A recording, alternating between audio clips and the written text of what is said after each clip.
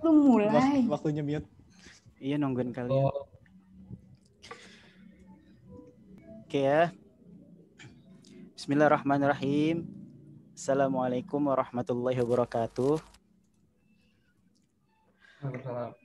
Alhamdulillahirabbil alamin. Innal hamdalillah alladzi alafa baina qulubina fa asbahna bi ni'matihi ikhwana asyhadu an la ilaha illallah wa asyhadu anna muhammadan abduhu wa rasuluhu la nabiyya ba'dah. Allahumma shalli wa sallim ala sayyidina Muhammadin wa ala alihi wa sahbihi ajma'in amma ba'du. Oke teman-teman, selamat datang di acara talk show dengan tema mengenal calon ketua FUKI lebih dekat. Yes. Sebelumnya perkenalkan, nama Ane Muhammad Lutfi Arif, biasa dipanggil Lutfi, ilmu komputer angkatan 2017. Nah, pada malam hari ini insya Allah Ane bertindak sebagai moderator. Oke, jadi talk show ini teman-teman buat yang mungkin belum pada tahu, jadi talk show ini salah satu rangkaian acara dari suksesinya FUKI 2020 ya. Jadi tujuannya di sini kita akan menggali lebih dalam terkait personalitinya Mudrik dan Rofi ini selaku calon ketua FUKI 2021. Nah, mungkin nanti pertama-tama pertanyaan bakal dari moderator terlebih dahulu, kemudian bakal ada sesi pertanyaan dari publik gitu. Oke. Mungkin langsung aja ya kita buka dengan perkenalan dari kedua calon.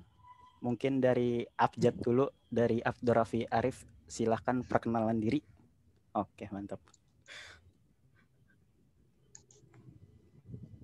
Assalamualaikum warahmatullahi wabarakatuh. Waalaikumsalam warahmatullahi wabarakatuh. Kenalin, gue Abdurrafi Arif, biasa dipanggil Rofi, dari ilmu komputer 2018 atau angkatan kuanta. Terus hobi gue tidur, baca buku, main kucing. Ya, salam kenal semuanya. Oke, salam kenal Rofi.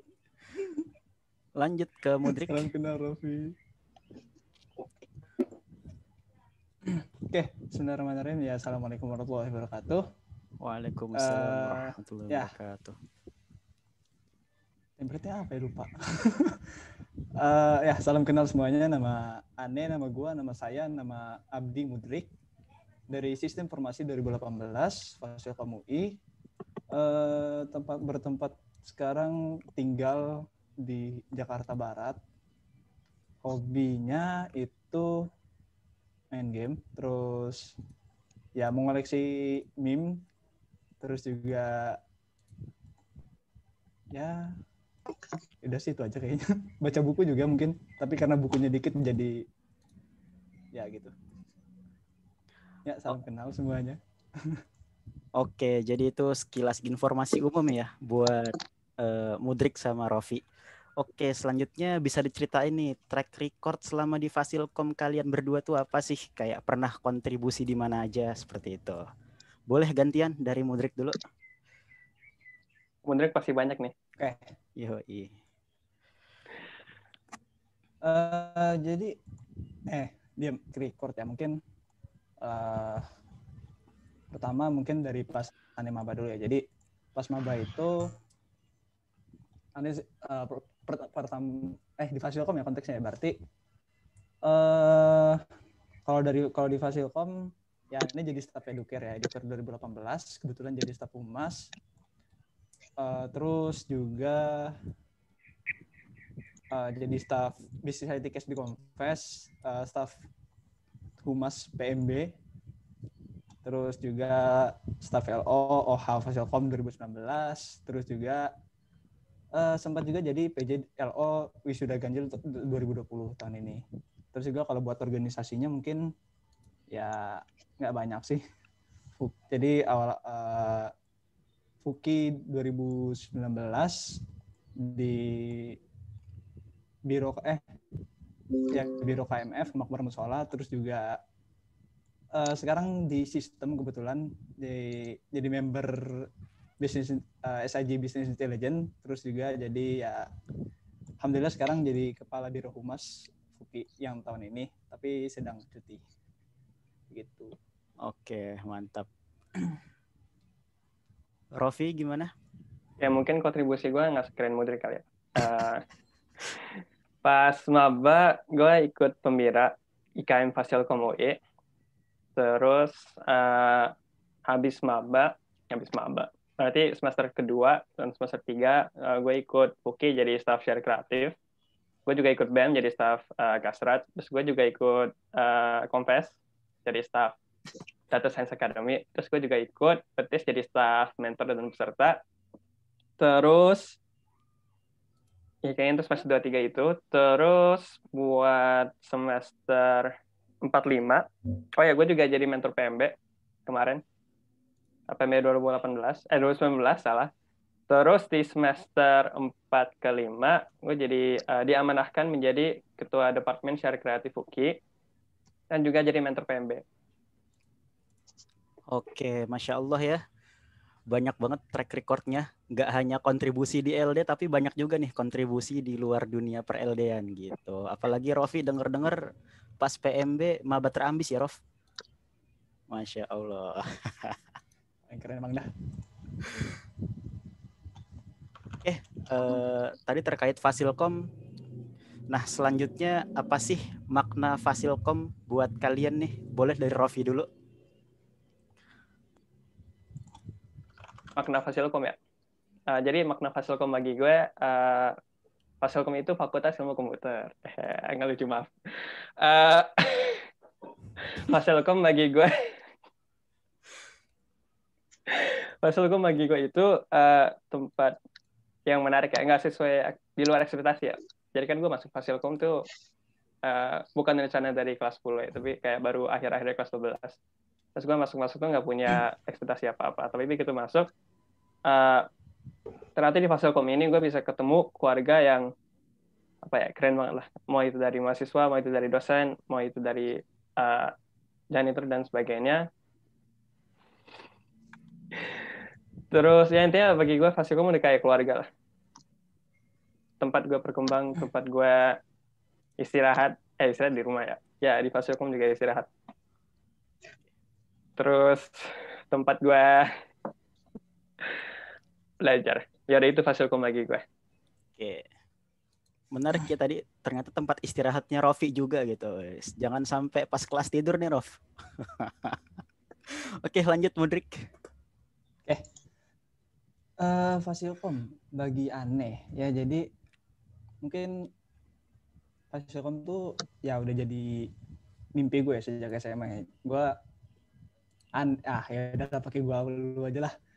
Gue dari SMA tuh udah tertarik ya, dari kecil tuh udah tertarik sama yang namanya teknologi. Jadi ketika gue SMA nggak tahu mau kemana, tiba-tiba muncul Fasilkom ketika saya nyari, dan alhamdulillah bismillah nentuin mematok tujuan harus bisa masuk Fasilkom UI. Nah alhamdulillah pas sudah masuk ya, Fasilkom ini tuh jadi rumah, jadi tempat dimana gue bisa ngembangin diri, ketemu banyak orang-orang yang baik dan hebat di Fasilkom itu. Terus juga ya mungkin bisa dibilang jadi keluarga, mungkin bisa disebut sebagai keluarga juga, keluarga baru lah. Gitu sih mungkin. Oke. Sama ya, insya Allah sebagai rumah, keluarga, dan juga tempat pengembangan diri. Oke, ada nggak sih hal-hal berkesan gitu selama 3 tahun ya berarti ya? Hampir 3 tahun kalian di Fasilkom gitu. Ada nggak sih hal berkesan buat kalian? Boleh dijawab dari Mudrik. Konteksnya, ada konteksnya ini? Apa bebas aja? Apa gimana? Bebas aja. Bebas aja. Hal berkesan ya? Yang bakal selalu diingat gitu. Sampai nanti ente lulus, punya kerjaan, punya istri, wes. Keluarganya pindah. Hal berkesannya mungkin di sini mungkin aneh ketemu berbagai macam bentuk orang-orang gitu. Bukan bentuk sih, sifat ya. Jadi ada yang ya macam-macam lah, nggak bisa disebutin satu persatu. Jadi mungkin yang berkesannya adalah Fasilkom itu nggak kayak fakultas lain. Bener-bener kekeluargaan itu bener-bener. Oke teman-teman, selamat malam semua. Karena udah 20 lewat 5, sesuai kesepakatan yang tadi, kita mulai aja acaranya. Tapi sebelum itu, buat teman-teman yang bisa on cam, Kau mute aja. Oh, udah. Bisa dinyalain kameranya gitu. Ya, kita bisa ya semakin dekat satu sama lain, dan at least bisa tahu dulu nih sebelum nanti misalkan bakal ketemu di kampus nanti kayak gitu. Buat teman-teman yang bisa on cam, ya oke. Nah, ada iklan. Itu apa barusan? Kayaknya buka Zoom terus buka YouTube terus lupa nge-mute kayaknya itu. Ya gitu sih mungkin kalau yang berkesan Fascom. Banyak sih sebenarnya, mulai dari acara-acaranya, dari kepanitiaannya, mulai dari organisasinya, macam-macam, banyak sih yang berkesan buat aneh. Oke, boleh Rofi. Apa nih kira-kira yang berkesan buat Rofi selama di Fasilkom? Aduh, yang berkesan banyak ya. Tapi jujur bagi gue tuh yang cukup berkesan banget tuh PMB Fasilkom ya. Kenapa PMB Fasilkom? Bentar. Nah, karena di PMB Fasilkom itu gue ngerasain yang dimaksud dengan kekeluargaan di Fasilkom gitu. Kayak di penutupan PMB tuh gue benar-benar ngerasain gimana rasanya mendapatkan keluarga baru, dan gimana rasanya gue kayak bertemu tempat yang menerima gue apa adanya gitu sih. Oke, sip. Selanjutnya nih, kan beberapa hari ini gitu, foto Rofi sama Mudrik terpampang gitu kan di OA-nya Fuki, guys. Gimana nih perasaannya? Silakan Rofi. Perasaan aneh itu apa namanya? Fotonya kurang bagus sejujurnya, nggak puas gue sama fotonya. Terus agak aneh sih ngelihat foto ada di pampang mulu di suatu OA. Sejujurnya rasanya agak aneh, tapi ya dinikmatin aja. Oke. Mudrik gimana? Tidak biasa sih. Nggak apa ya. Kalau buat media sosial sendiri kan aneh lebih sering private ya, buat terutama buat Instagram. Jadi ketika tampilin di akun IG Fuki yang publik jadi agak mana gitu. Ya gitu sih mungkin. Oke. Jadi kan ngomong-ngomong soal foto itu kan ada yang dicalonkan ya jadi ketua Fuki Fasilkom UI 2021 nih. Nah, tadi juga kalian udah menyebutkan kontribusinya nggak sedikit ya di Fuki. Nah, pertanyaannya, makna Fuki bagi kalian berdua itu apa?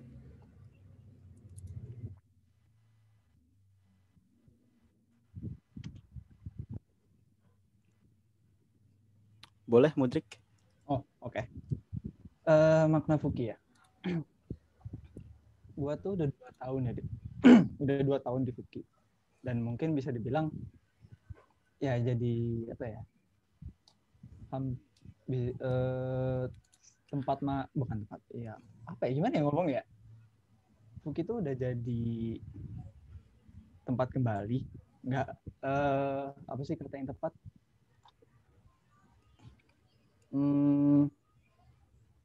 udah jadi keluarga lah ya, intinya gitulah, bingung nyari katanya, karena hampir dalam setiap hari, setiap minggu tuh kesibukan gua tuh mostly diisi sama Fuki dan beberapa kegiatan lainnya, dan udah jadi dan kebetulan kan selama 2 tahun di Fuki kan jadi badan pengurus harian juga kan, jadi bisa banyak belajar lah dari Fuki, terus juga ketemu orang-orang yang keren lah, orang-orang yang seru, dan bisa apa ya, jadi apa sih bahasanya, support system. Nah ya itu, karena di setiap rapat tuh terutama ya selama 2 tahun itu pasti setiap rapat tuh diisi ketawa aja, pasti ada ketawanya. Jadi lumayan membagikan mood ya. Kenapa bisa ketawa entah. Ketawa aja pokoknya. Ya pokoknya pasti ada ketawanya aja. Oke, support sistemnya Mudrik ya Fuki itu. Oke, boleh Rofi? Makna Fuki bagi Rofi? Ya, makna Fuki bagi gue apa ya, mirip-mirip Mudrik sih, yaitu keluarga gitu. Kayak gue setiap kali rapat Voki senang banget bisa kayak ketemu mau itu teman-teman staff atau teman PH. Terus ya isinya juga dengan canda dan tawaan gitu kan, nggak terlalu serius banget dulu. Terus juga di situ jadi satu support system juga ya, jadi kayak kita saling ngebantu ada masalah atau gimana. Paling gue kalau apa begitu bawahnya itu nggak stres gitu.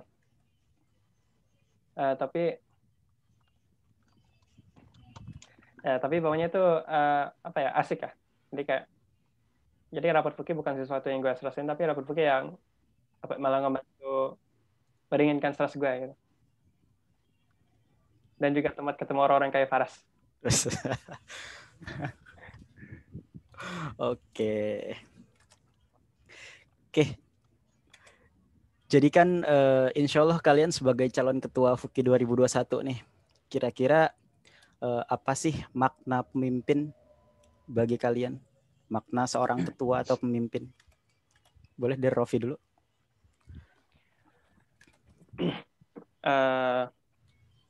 Kalau dari gue, makna pemimpin itu apa ya? Someone who inspires ya. Someone who inspires, someone who can give a good example, someone who can manage his team well, dan someone yang visionary ya. Jadi si pemimpin ini bisa membawa organisasi atau tempat dia berada itu ke suatu tempat yang lebih baik gitu. Ya. Dan juga tanpa lupa membawa orang-orang yang bersama dia itu ya, para pengikut dia, untuk membuat tempat itu menjadi lebih baik. Mungkin itu dari gue. Oke. Silakan Mudrik. Makna pemimpin ya. Pemimpin itu bukan orang yang asal merintah, tapi pemimpin itu orang yang mengayomi siapa yang dipimpinnya. Pemimpin itu bukan sekedar asal ingin pemimpin itu bukan sekedar orang yang pengen mencapai tujuan, tapi pemimpin adalah orang yang memimpin banyak orang untuk bisa mencapai tujuan bersama. Atau misalkan kalau dalam konteks organisasi ya tujuan organisasinya. Terus pemimpin itu juga orang yang tanggung jawab itu sangat berat. Karena ya meskipun setiap dari kita itu adalah pemimpin ya, terutama buat diri sendiri, tapi kalau misalkan seorang pemimpin memimpin dirinya aja belum benar, gimana mau memimpin orang lain? Gimana mau memimpin sebuah organisasi? Jadi ya gitu sih. Oke. Masya Allah ya jawabannya. Oke, bicara soal pemimpin nih, ada nggak sih sosok pemimpin yang jadi idola buat Rofi sama Mudrik? Mungkin bisa dijelaskan juga kenapanya gitu. Silahkan dari Mudrik. Sosok pemimpin yang menjadi idola. Mungkin kalau dari pribadi ya mungkin ada yang lihat kalau misalkan ada pemimpin yang hebat tuh ya kayak hebat ya. Cuman sebaik-baiknya pemimpin kalau menurut Ane ya Rasulullah SAW ya. Jadi dari bagaimana cara beliau bisa bahasanya? Dari bagaimana cara beliau bisa memimpin umatnya, bisa menyebarkan Islam, mencapai tujuannya, dan juga bagaimana cara beliau berinteraksi dengan sesamanya gitu, dengan para sahabatnya, dengan umatnya, dan kepedulian beliau dengan umatnya yang dipimpinnya. Gitu sih mungkin. Oke, Masya Allah, Rasulullah ya. Rofi? Ya, sama kayak Mudrik sih, baginda Nabi Muhammad SAW. Jadi ya seperti dijelasin tadi, nambahin apa kali ya? Nambahin ini kali ya. Salah satu hal yang sering teringat ya di dalam diri ketika lagi berinteraksi sehari-hari gitu, itu yaitu keteladanan beliau gitu. Kayak salah satu hal yang benar-benar, sebenarnya semua sifatnya tentu pasti teladan. Itu salah satu hal yang gue suka, itu adalah akhlaknya terhadap semua orang. akhlaknya terhadap pengikutnya, akhlaknya terhadap orangnya bukan pengikutnya. Salah satu kisah favorit Nana itu adalah ketika ada seorang tetangga Rasulullah SAW yang setiap hari kalau Rasulullah lewat itu suka ngelempar kotoran hewan gitu. Tapi Rasulullah SAW tuh jarang marah, kayak dibersihin aja, terus lanjut dengan kehidupannya gitu. Terus suatu hari tetangga itu lagi sakit, terus oleh Rasulullah SAW bukannya ngehinain atau syukurin gitu kan, kayak di Twitter akhir-akhir ini. Rasulullah SAW menjenguk tetangganya ini gitu. Menjenguk tetangga yang selama ini berbuat buruk ke beliau. Terus Rasulullah SAW membalas keburukannya dengan kebaikannya gitu. Itu salah satu hal yang gue suka banget sih dari Rasulullah gitu kan. Begitu. Oke. Emang kalau bahas masalah kepemimpinan dari Rasulullah emang gak ada habisnya. Oke. Jadi selanjutnya dari yang sudah Rofi dan Mudrik sampaikan gitu ya, kayak pemimpin idaman tuh seperti ini, pemimpin ideal tuh seperti ini. Nah, motivasi dari Rofi dan Mudrik untuk maju jadi calon ketua FUKI ini apa sih gitu? Mungkin bisa ceritakan dari Rofi.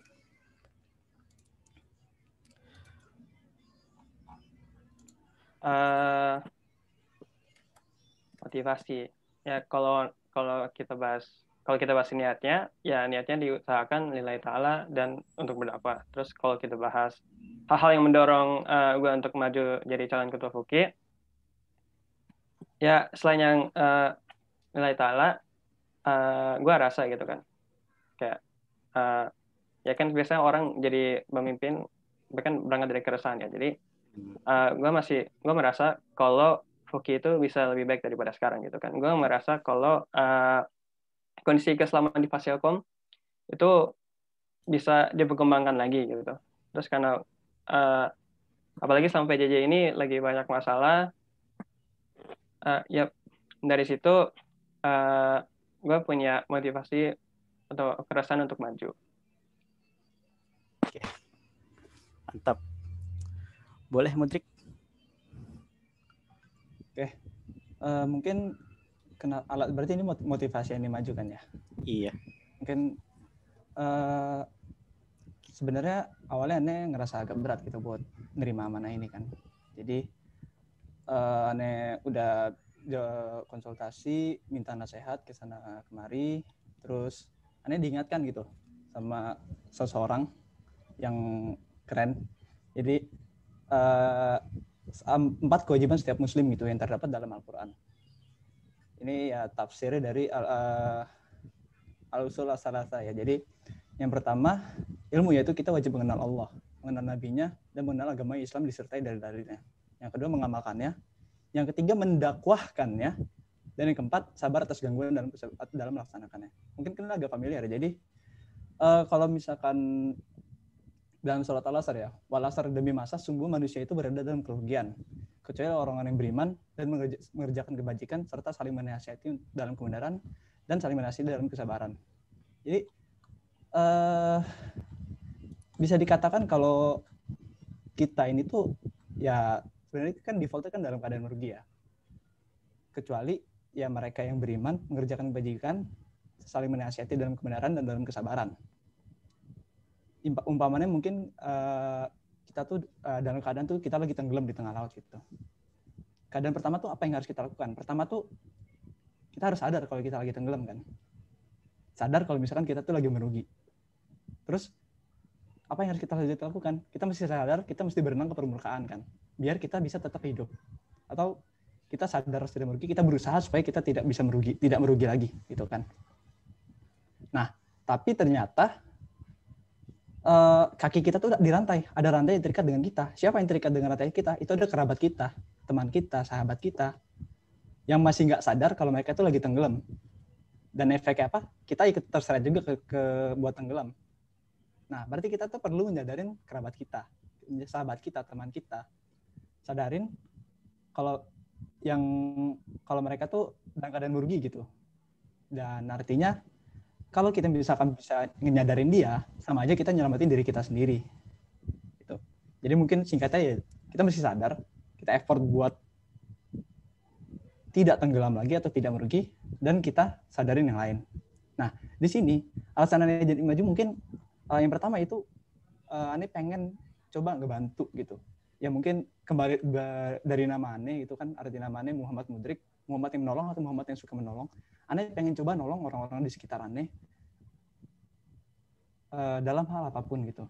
Dan dalam konteks ini, Fuki, Ane pengen coba bantu, Ane pengen coba nolong elemen di Fasil Komi buat bisa terutama dalam kondisi pandemi ini ya, buat bisa mempertahankan bahkan meningkatkan kondisi ruhiyahnya. Ya, dan juga mungkin ya Anda pengen bisa menolong banyak hal lah. Mungkin gitu sih.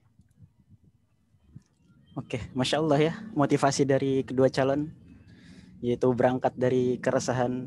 Dan mungkin kalau Anda melihat di sini, kita harus bersyukur teman-teman. Ini kita masih diberi nikmat gitu. Ada orang-orang seperti Rofi dan Mudrik gitu, dimana mungkin kita masih belum punya kesadaran untuk mengajak orang lain gitu. Masih memikirkan gimana cara kita untuk selamat sendiri ya ke permukaan. Sedangkan Rofi, Mudrik, dan mungkin juga teman-teman aktivis dakwah lainnya di Fasilkom gitu, kita masih punya mereka yang mungkin di sini punya peran buat nolong kita semua gitu. Insya Allah ya, amin. Oke, selanjutnya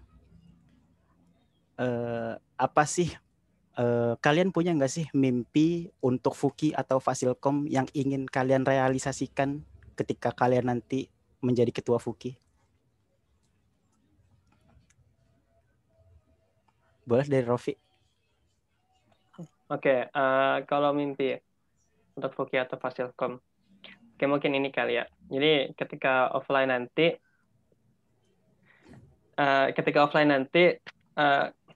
apa ya? Jadi harapan kalau musola di Fasilkom itu jadi rame gitu ya. Ketika sholat, sebenarnya sekarang udah rame sih, tapi mungkin bisa lebih rame lagi. Ketika lagi sholat zuhur atau sholat asar, dan sholat maghrib dan isya selalu rame. Terus yang kedua, gue pengen Fasilkom itu jadi lebih apa ya? Mungkin ya bukan kuat dalam segi ibadah doang, tapi juga lebih kuat lagi dalam segi akhlak ya. Jadi kalau gue bukan ngatain Fasilkom akhlaknya buruk ya. Fasilkom itu tempat di mana gue rasa keluaran itu jalan. Tapi gue rasa itu bisa ditingkatin lagi gitu. Itu dibantu dengan kajian dari Islam, dibantu dengan pemahaman dari Islam. Terus untuk Fukinya, sebagai organisasi, gue berharap Fuki bisa jadi keluarga sih. Ya bisa jadi keluarga. Bukan hanya bagi pengurusnya aja, tapi juga bagi muslim-muslim di Fasilkom gitu. Jadi mungkin singkatnya adalah semua orang itu ngerasa Fuki itu sebagai keluarga yang apa ya, kayak that older sibling that apa ya bahasanya, yang apa ya, seorang kakak atau seorang saudara yang berusaha membawa ke jalan yang lebih baik. Nah, ini gitu. Oke, itu mungkin kesian dari Aneh. Bisa lanjut ke Mudrik. Oke, silakan Mudrik. Oke. Mungkin ini berarti mimpi atau sesuatu yang pengen diwujudkan kan ya. Ya, jadi sebenarnya Aneh ngelihat Fuki itu masih apa ya, orang-orang yang bergabung dalam Fuki itu ini dari internal Fuki, sense of belonging terhadap Fuki itu masih kurang gitu, masih nggak ada rasa pengen ngejaganya, nggak ada rasa pengen ikut berkontribusi, bertanggung jawab buat kepentingan ya Fuki itu sendiri gitu. Misalkan ya dalam kajian, dalam mengadakan kegiatan ataupun yang lainnya gitu kan. Terus juga mungkin Ani juga pengen gitu, orang siapapun yang masuk Fuki, siapapun nanti orang-orangnya, Ani pengen ketika mereka keluar tuh seenggaknya mereka punya keinginan untuk selalu bisa mendebarkan manfaat gitu, untuk selalu bisa menolong orang-orang di sekitarnya. Jadi atau mungkin selalu bisa juga buat menjadarkan orang-orang di sekitarnya gitu. Sebagaimana yang tadi gue udah sebutin. Terus juga kalau buat eksternal ya. Mungkin Fuki itu aneh gue udah coba survei gitu kan buat ngeliat pandangan orang-orang ke Fuki itu gimana, dan alhamdulillah pandangan itu cukup baik. Terus cuman tentu ini masih bisa ditingkatin lagi. Tapi jadi yang aneh pengen tuh Fuki itu bisa jadi keluarga buat muslim, itu sama ya kayak Rofi. Cuman perbedaannya di sini adalah Fuki itu aktif menyiarkan Islam, menebarkan manfaat, dan juga kolaboratif, adaptif, menyenangkan, dan inklusif gitu. Inklusif terhadap siapapun, kolaboratif dengan ya siapapun yang ingin bekerja sama, baik itu stakeholder maupun LD ataupun organisasi lain. Adaptif melihat situasi ataupun kondisi gimana caranya untuk kita bisa mensiarkan Islam ataupun menebarkan manfaat dan menyenangkan gitu. Jadi kita nggak cuman organisasi ya proker sentris sibuk kerjain proker gitu, enggak, kita juga menyenangkan gitu. Ya mungkin kayak gitu sih apa yang Anda pengen coba bawa. Masya Allah ya, mimpinya semoga dimudahkan kalian berdoa ke depannya. Mudrik kayaknya sudah jadi dalam bentuk visi misi nih tadi dari segi kata-katanya. Ya sepertinya mirip ya. Oke, bicara tentang LD nih. Jadi kalau Ana melihatnya, jadi LD itu yang membedakan LD dari lembaga lain tuh ada nilai yang mungkin di lembaga lain kita nggak dapat, tapi di LD kita dapat gitu. Apa itu? Yaitu nilai-nilai keislaman gitu. Nah, Mudrik nih sama Rofi sebagai calon ketua Fuki, apa sih makna Islam bagi kalian? Boleh dari Mudrik. Oke. Nah, Islam buat aneh ya. Mungkin gini. Islam itu rahmatan lil alamin ya. Islam itu rahmat bagi seluruh alam semesta. Dan alhamdulillah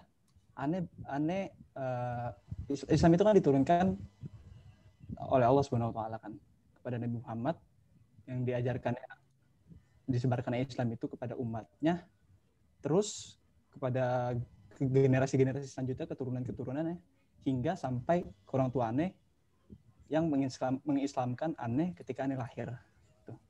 Dan jadi di sini aneh tuh melihat Islam sebagai tuntunan hidup ya, dari aneh sejak aneh lahir. Jadi penenang di hati. Jadi apa ya, macam-macam, gimana ya ngomongnya, nggak bisa dideskripsiin dalam kata-kata sih. Ya mungkin kayak tadi sih kalau misalkan dideskripsiin dalam kata-kata ya, aneh bingung gitu. Ini bukan sesuatu yang apa ya bahasanya, mudah buat didefinisiin gitu. Tapi intinya aneh benar-benar bersyukur bisa Islam, bisa beragama Islam, bisa meyakini bahwa Allah itu esa, dan mendapat apa ya, sesuatu mendapat sesuatu anugerah yang mungkin ya dari Allah Subhanahu wa taala gitu. Oke, boleh dilanjut Rofi.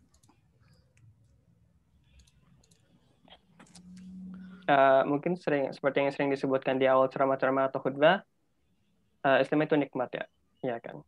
Jadi kan makanya selalu alhamdulillah rabbil alamin kita telah diberikan nikmat iman dan Islam. Karena Islam itu nikmat banget.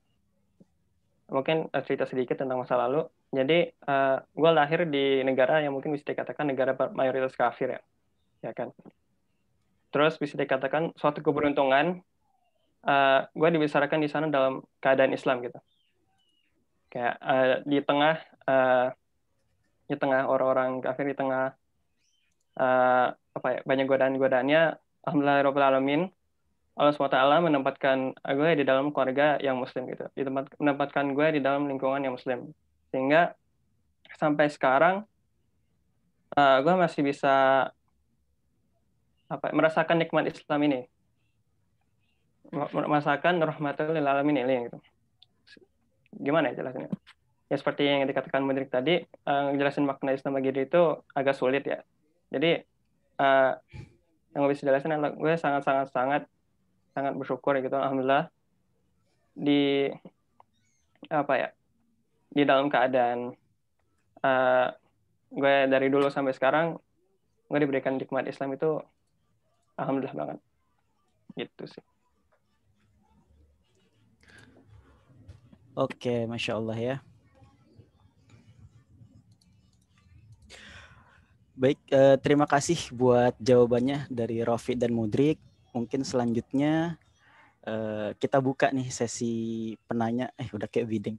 Jadi teman-teman di sini selain Rofi dan Mudrik dipersilahkan kalau ada pertanyaan mungkin yang bisa Anda sampaikan. Yang pertama, tujuan dari talk show ini itu untuk menggali dari segi personalnya Rofi dan Mudrik ya. Mungkin kalau teman-teman belum kebayang Rofi sama Mudrik ini kayak apa sih gitu orangnya. Nah, di sini forumnya untuk mengetahui hal tersebut. Dan pertanyaan juga dibatasi hanya untuk personal ya. Jadi belum ngebahas untuk masalah konsep Fuki 2021. Kalau memang ada pertanyaan untuk konsep mereka berdua itu nanti teman-teman bisa datang di eksplorasi eksternal tanggal 12. Oke, mungkin silahkan kalau ada yang ingin bertanya.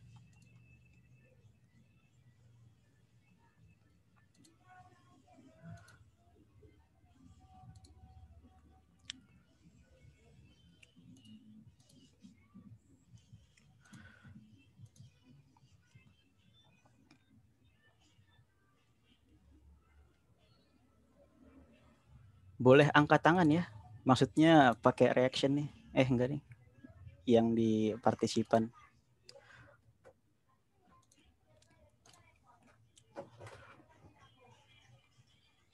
Nanya yang santai juga boleh ya. Nggak mesti serius-serius amat. Oke, ini santai aja. Ya, tapi jangan santai aja tapi jangan nge-troll ya. Jangan offside ya. Ini udah ada yang nge-message Anda nge-troll pertanyaannya. Tidak akan dijawab ya, Denis. Tadi awal-awal rame. Oh, Meldi open mic nih. Mau nanya, Mel? Enggak. Tadi iseng doang. Sorry. Nanya dong Mel gitu kan.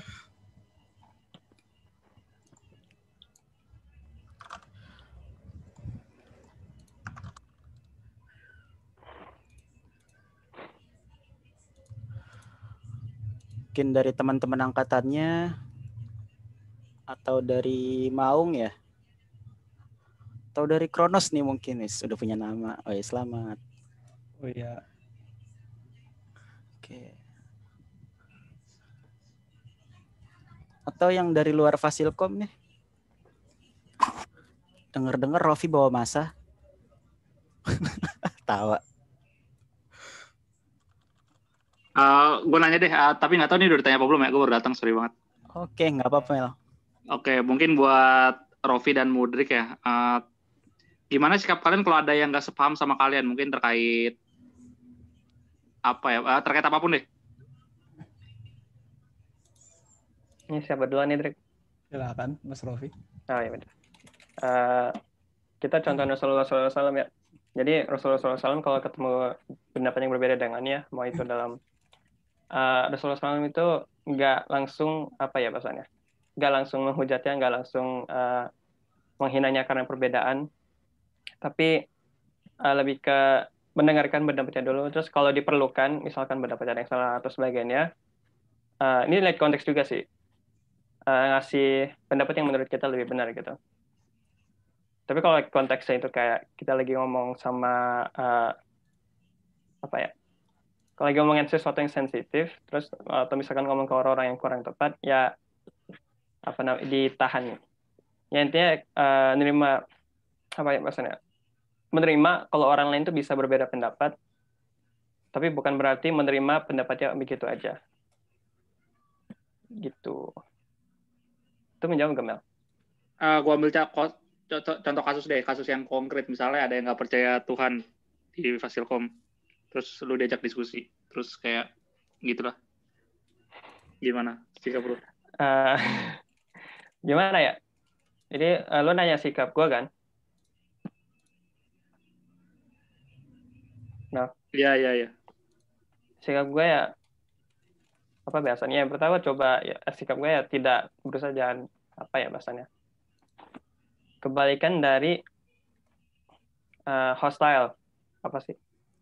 Kebalikan dari hostile, berusaha ramah, berusaha bersikap baik lah, berusaha mendengarkan dengan baik. Itu kalau dari perilakunya. Terus kalau dari pendapatnya gimana? Ya didiskusikan baik-baik, jangan sampai ribut. Terus tetap apa ya? Pertahan dengan pendapat pribadi gitu. Kalau masalah ateis, ya kan kita nggak bisa maksain orang masuk Islam kan ya. Jadi paling kita cuma bisa memberikan ya jawaban semampu kita gitu. Oke, kalau Mudrik gimana, Drik? Kalau gue ya, mungkin kalau misalkan ada yang berbeda pendapat dengan gue, ya sebenarnya gue juga sependapat ya sama Raffi. Tergantung konteksnya gitu. Sedang berpendapat tentang apa gitu. Kalau misalkan berpendapat dengan ilmu, misalkan tentang ilmu, kalau misalkan ada seseorang berpendapat A, terus ternyata gue berbeda pendapat nih, punya B, ya didiskusikan gitu. Sebenarnya yang benar itu yang mana gitu kan. Kan pasti orang mendapat informasi itu pasti ada sumbernya, karena mungkin dari sumbernya dicek, divalidasi apakah sumbernya ini memang konkret atau enggak gitu. Atau bahkan hoax gitu kan, ya Allah alam, nggak ada yang kita nggak bisa tahu gitu kan, kecuali kita coba selidiki gitu, kita coba cari tahu.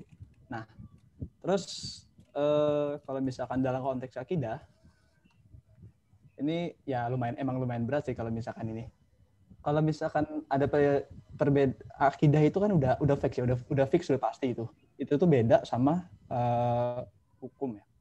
Sama kayak misalkan contoh sholat itu, kalau misalkan sholat tahiyat akhir kan ada yang ya jarinya lurus saja gitu kan, nggak kelihatan lagi. Misalkan ada yang jari lurus saja nih, ada yang jari digoyang-goyangin gitu kan.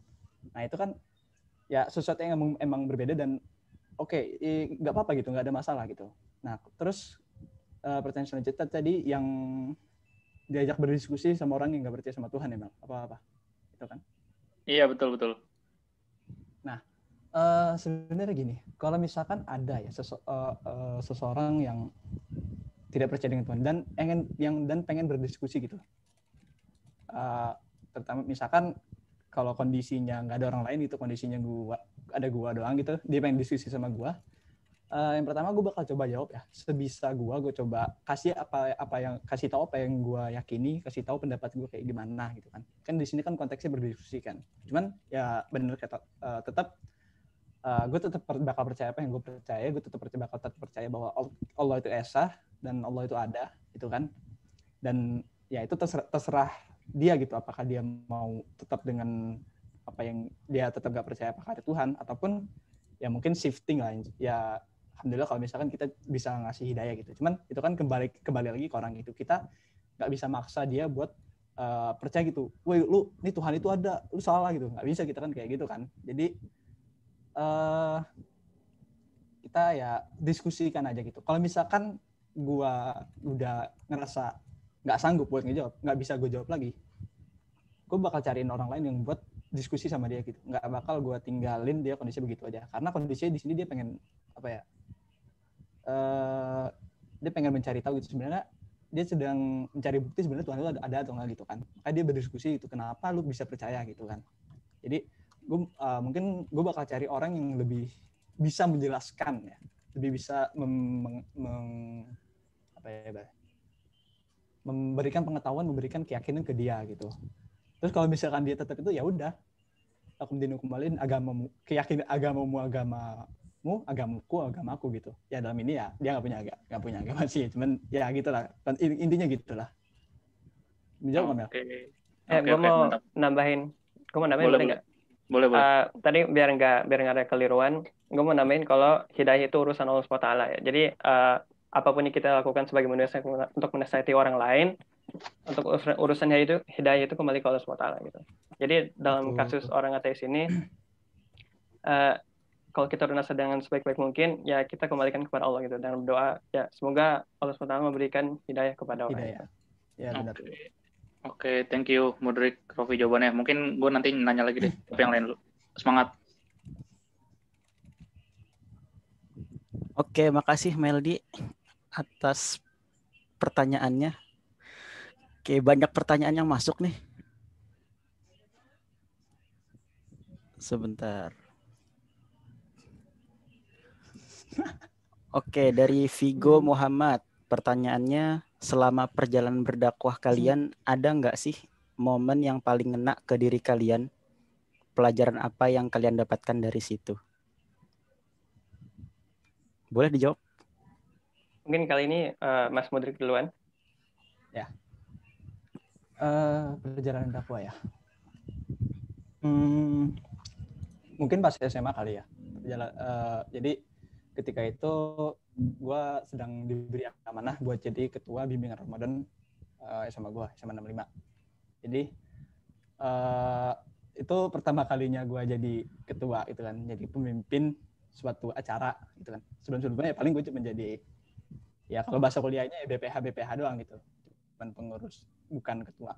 Nah, ketika dikasih amanah itu, gue nggak siap, gue bingung gitu, apa yang harus gue lakukan, apa yang harus gue tentuin ABC segala macam buat biar bimbingan Ramadan ini berjalan dengan lancar kan. Cuman di sini tuh ternyata gue disadarkan gitu, gue tuh nggak sendiri gitu buat ngejalanin bimbingan Ramadan ini nih. Ada teman-teman gue yang siap gue bantu gitu, mulai dari pengurus-pengurusnya gitu kan. Terus juga ya bimbingan Ramadannya kan ya berjalan satu minggu ya kalau nggak salah, diakhiri di hari Jumat dengan buka puasa bersama. Selama 4 hari sebelumnya itu ya diisi dengan agenda ini, ngasih materi sekarang, ngasih materi, ya ada lomba-lomba juga gitu kan. Nah, terus pas hari terakhir, hari Jumat, ketika agenda buka puasa bersama itu tuh apa ya, aneh yang sebagai ketua bimbingan Ramadan yang diakhiri dengan buka puasa bersama itu ngelihat indahnya tuh kebersamaan dan indahnya kebersamaan dan apa sih sebutannya, kebersamaan dan indahnya berbagi lah itu mungkin. Jadi ketika agenda buka bersama itu ternyata anak-anak SMA gue tuh kan acaranya itu dari sore itu di lapangan, terus yang mendekati berbuka puasa itu tuh pada rame-rame ke gerbang, pada ngebagiin takjil ke orang-orang yang lewat di jalanan. Kan kebetulan itu macet kan ya, jadi ya orang-orang tuh terjebak di tengah macetan tanpa bisa berita gitu kan. Nah, seneng gitu, kayak insya Allah ternyata orang-orang tuh dari dalam hati itu ternyata masih ada gitu kebaikan gitu, ternyata masih ada rasa peduli pada sesama gitu. Ya itu lumayan kena sih kalau buat gue sih di situ. Ya silakan Mas Rofi dilanjutkan. Nah, satu momen ya. Singkat aja, Rof. Singkat ya. Aduh. Dihabisin Mudrik waktunya. Oh ya maaf. Nah, santai-santai.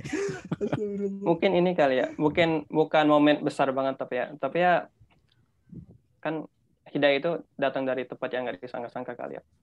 Jadi ini sebenarnya hal yang mungkin agak remeh ya, tapi ketika gue saat berdakwah lagi ngedown gitu kan, saat lagi foto dan sebagainya, yang paling ngena itu ketika ada hidayah datang dari tempat yang nggak gue duga gitu. Entah itu tiba-tiba di timeline ada suatu nasihat yang benar-benar Allah ngasih nasihat yang benar-benar pas dengan keadaan diri gue, atau ada teman yang tanpa ini kerjanya sih. Jadi ada teman yang ngobrol dengan gue tentang Islam, terus kejadian kecil, ngobrolan kecil itu ngena bagi gue karena apa ya, semangat teman gue ini buat berdakwah, semangat teman gue yang berislam itu sangat luar biasa, kayak benar-benar ngena hati gue, sehingga gue jadi semangat kembali buat berdakwah dan sebagainya. Pokoknya orang-orang kayak teman gue ini apa ya, kalau bisa kayak hasil, bukan hasil dakwah ya, apa ya, ketika ngelihat hasil dakwah kita gitu ya maksudnya itu, ketika ngelihat hasil dakwah kita berhasil ngena orang-orang, terus orang-orang yang berhasil kita kenain balik lagi ngobrol kena ke kita, itu salah satu nikmat sih, salah satu hal yang mengena bagi gue. Oke, udah. Oke, kira-kira gitu jawabannya Vigo ya, semoga menjawab. Oke, selanjutnya pertanyaan dari Ulhak Tarung. Jikalau nanti kalian jadi ketua Fuki, jadi kan ketua itu berat ya. mungkin ada saatnya di tengah perjalanan kalian tuh futur gitu, atau drop lah istilahnya. Apa nih kira-kira alasan yang bikin kalian bangkit lagi di tengah kondisi seperti itu? Bisa dijawab dari Rofi ya berarti. Rofi. Kalau lagi futur ya. Mm-mm. Apa ya? Apa yang bisa bikin kita bangkit dalam keadaan futur? Oke, jawaban klisenya ya Allah SWT gitu kan, ngasih nasihat. Tapi kalau jawaban teknisnya yaitu apa ya, ketika muhasabah sih ya, refleksi diri sih. Jadi dalam keadaan kita sibuk atau dalam keadaan kita futur, kita refleksi lagi kita gitu. Kenapa kita melakukan ini gitu? Kenapa saya memilih untuk melakukan ini gitu kan? Karena ya karena Allah SWT. Ya, karena Allah SWT ngerasa, maksudnya Allah SWT kan tidak memberikan amanah ke orang yang salah kan. Jadi gue berusaha ingat kalau Allah SWT itu ini ya, ini nih, inna ma'al usri yusra. Bentar. Bismillahirrahmanirrahim, inna ma'al usri. Ya Allah, maaf ya.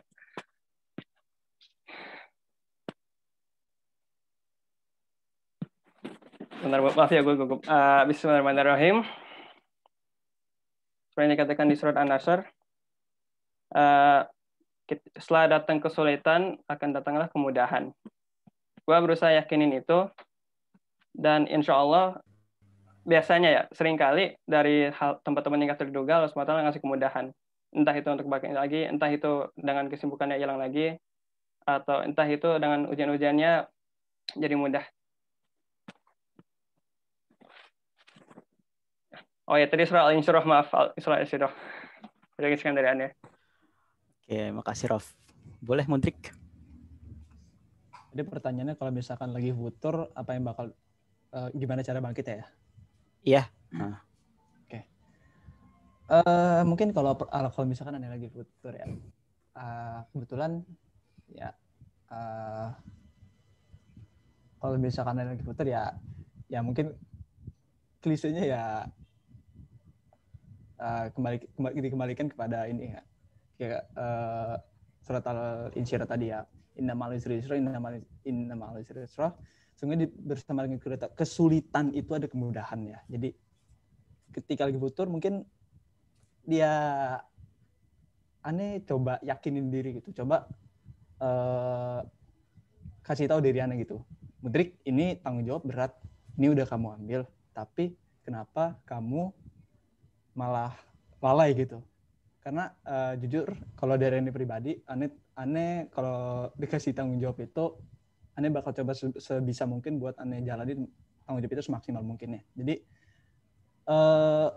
mungkin itu jadi salah satu pendorong, pembangkit, penarik ya aneh buat bisa bergerak lagi biar nggak futur itu, kita kembali beraktivitas, biar bisa kembali menjalankan agenda-agenda Fuki. Ya gitu sih mungkin. Apakah menjawab? Oke, makasih ya Mudrik, Rofi atas jawabannya. Pertanyaan selanjutnya dari Raffi Muhammad nih. Belum, maaf, salah. Yosef Gunawan. Aneh bacain ya. Assalamualaikum wahai para calon pemimpin. Sapaannya udah berat nih. Izin menanyakan untuk Rofi dan Mudrik, seberapa jauh kalian mengenal diri sendiri?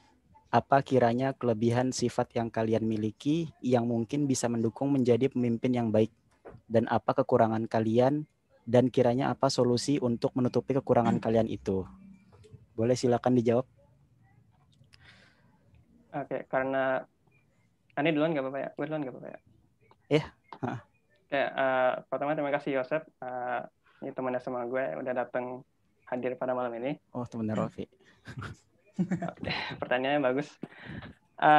Jadi kelebihan dan kekurangan. Oke, kalau kelebihan, mulai dari kekurangan dulu deh. Kekurangan gue adalah gue tuh orangnya kalau masalah public speaking bisa dikatakan ya bukan yang terbaik. Terus solusi untuk itu ya bisa latihan lagi. Terus kekurangan gue lagi adalah gue agak berantakan. Ya agak berantakan, tapi bukan berantakan as in berantakan secara fisik, tapi lebih ke berantakan dalam menata hidup ya. Ya dalam menata kerjaan, dalam menata hal-hal kayak gitu. Itu lagi gue berusaha, lagi gue usahain biar enggak kayak gitu lagi sih. Kayak dengan terapin goal calendar, dengan terapin to-do list dan semacamnya biar lebih rapi lagi. Terus gue itu orangnya kadang-kadang itu nggak selalu memikirkan sesuatu sampai penuh gitu ya, nggak think things through gitu. Nah, untuk solusi untuk itu adalah dengan diskusi dengan partner gitu kan, dengan wakil ataupun dengan teman-teman PI atau BPH, biar pandangannya terbuka, biar yang ditusukkan itu bisa lebih bisa dengan baik. Terus kekurangannya mungkin ini kelebihan ataupun kekurangan, yaitu gue saking percaya dirinya itu kadang-kadang masuk ke batas gak tahu malu ya. Entah itu kelebihan karena itu ngebantu gue buat berani speak up atau berani melakukan suatu hal, tapi at the same time itu bisa jadi pedang karena bisa ngebuat gue melakukan hal-hal yang sebenarnya nggak patut dilakukan oleh seorang pemimpin. Nah, solusi untuk itu adalah selalu think twice gitu kan before doing anything. Terus juga punya teman-teman buat selalu ngingetin gue. Oke, mungkin itu kekurangan dan kelebihan gue. Kelebihannya cuma satu ya nggak apa-apa ya. Boleh dilanjut, Mudrik. Oke. Jadi tadi kan pertanyaannya seberapa mengenal diri ya. Mungkin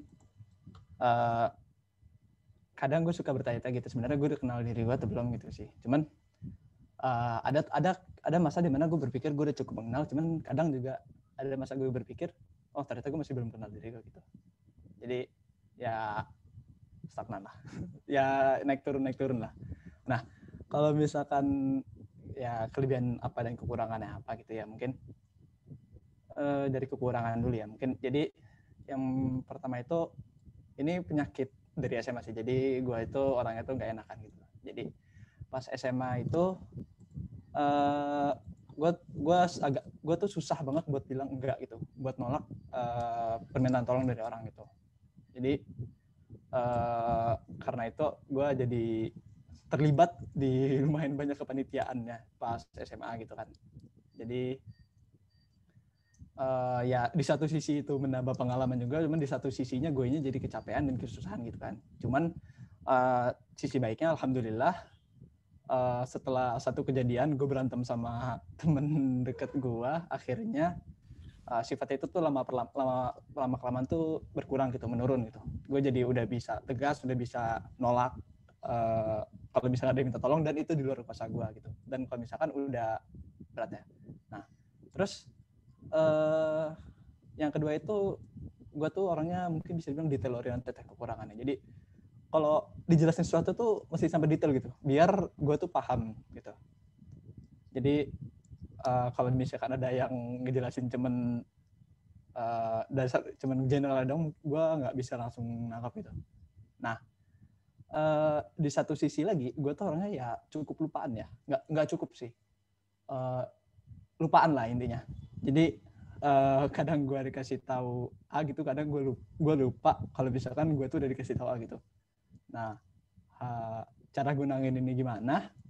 Jadi ini gue bikin catatan dimanapun. Jadi gue di HP ada notes dari HP, ada notes dari Google Keep, ada Google Docs, itu gue nyatet di situ apapun yang harus gue catat gitu. Jadi gue nggak lupa. Jadi gue bisa ingat gitu. Terus juga buat schedule juga termasuk. Jadi gue memanfaatkan sebanyak hal itu. Terus juga buat kelebihannya mungkin gue orangnya cukup fleksibel ya. Jadi kalau buat jadwal gue nggak punya kecenderungan khusus gitu, nggak punya jadwal tetap. Jadi kalau misalkan gue kosong ya udah gas gitu, apapun. Terus juga misalkan ada riset kegiatan juga ya oke lah, ya udah nggak apa-apa, kegiatan atau apapun lah yang ini. Jadi gue bisa bilang cukup fleksibel ya. Terus yang lainnya gue juga ini ya, responsif. Jadi kalau misalkan bukan web yang responsif, tapi kalau misalkan ada orang yang ngechat gue atau ya nyari gue tuh gue jawabnya cepat, atau mungkin bisa dibilang ya bisa hadir dengan cepat lah. Ya itu sih mungkin. Oke. Ini antusiasme pertanyaan dari teman-teman lumayan tinggi ya. Jadi mohon izin sebelumnya karena kita terbatas oleh waktu. Mungkin ini jadi pertanyaan terakhir. Mungkin nanti sekiranya ada pertanyaan bisa langsung di chat personal ya ke Mudrik atau Rofi-nya. Oke, pertanyaan terakhir nih dari Samuel Ludwig. Sorry nanya personal biar agak tenang aja. Kakak Mudrik sama Rofi kalau dikasih satu kekuatan super, mau pilih kekuatan apa dan kenapa? Rofi silakan. Gue dulu nih, Drik. Apa lu dulu? Ya udah gue dulu deh. Samuelnya baru join ya? Udah join. Kalau misalkan dikasih kekuatan super, pengen kekuatan apa gitu ya? Mungkin saat nggak punya kecenderungan khusus ya gue buat kekuatan super ya. Tapi kalau diharuskan buat memilih satu, mungkin gue bakal pilih teleportasi atau super speed lah. Kenapa tuh? Alasannya perlu dijelasin nggak perlu kan? Dijelasin dong. Sekalian aja. Aduh. Oke. Buat kalau misalkan super speed ya, jadi Anda bisa ngerjain apa-apa tuh cepat gitu. Jadi di tengah deadline yang menumpuk bisa cepat selesai deadline-nya gitu.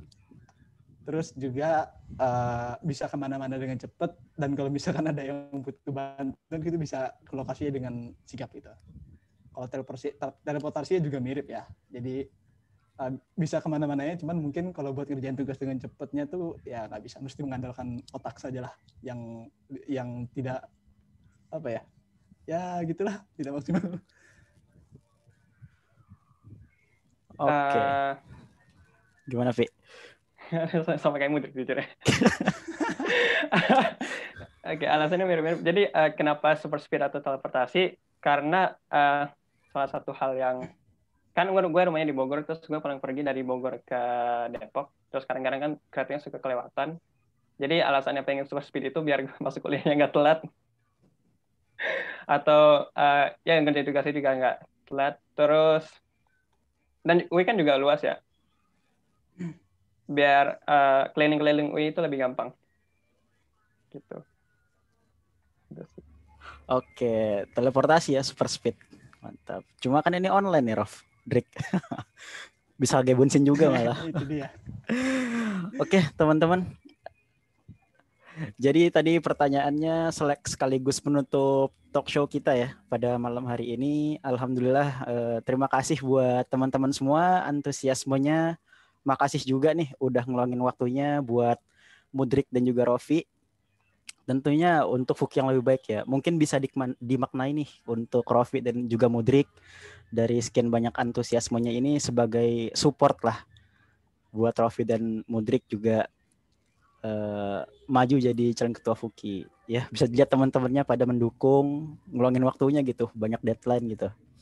Oke, makasih juga buat Mudrik sama Rofi buat ngejawabin pertanyaannya. Semoga dimudahkan ya perfukiannya ke depannya. Baik, dari Ane dicukupkan. Mari teman-teman kita cukupkan dengan membaca hamdalah. Alhamdulillahirrahmanirrahim. Kita mengucap istighfar dan disempurnakan dengan doa kafaratul majlis. Subhanakallahumma bihamdika asyhadu an la ilaha illa anta astaghfiruka wa atubu ilaik. Kurang lebihnya mohon maaf. Assalamualaikum warahmatullahi wabarakatuh. Oke, Terima kasih semuanya udah datang. Waalaikumsalam. Makasih teman-teman sudah meluangkan waktu. Stop meet-nya ya. Nggak expect bakal sebanyak ini. Aneh juga nggak nge-expect. Dulu di Secret tuh nggak sebanyak ini BTW. Ramean online ternyata. Sama saya Mudrik dan gue. Ya ini ada yang nanya ada notul atau tidak? Tidak ada notul. Iya, Kita lihat. rekam. Ini direkam kok, direkam. Katanya dia upload ke YouTube. Rekamannya di Nah. YouTube Fuki ya. Yang belum subscribe sekarang. Banyak konten-konten menarik, guys. Dari ILC kita Jangan lupa punya ya, tahu podcast. Fuki lah. Betul. Jangan lupa subscribe Fuki YouTube ya. Jangan lupa follow IG dan OA. Oh iya, yang paling penting Jadi- jangan lupa datang eksplorasi eksternal dan muktamar tanggal 12 hari Sabtu. Oke, terima kasih Ana N ya. Assalamualaikum.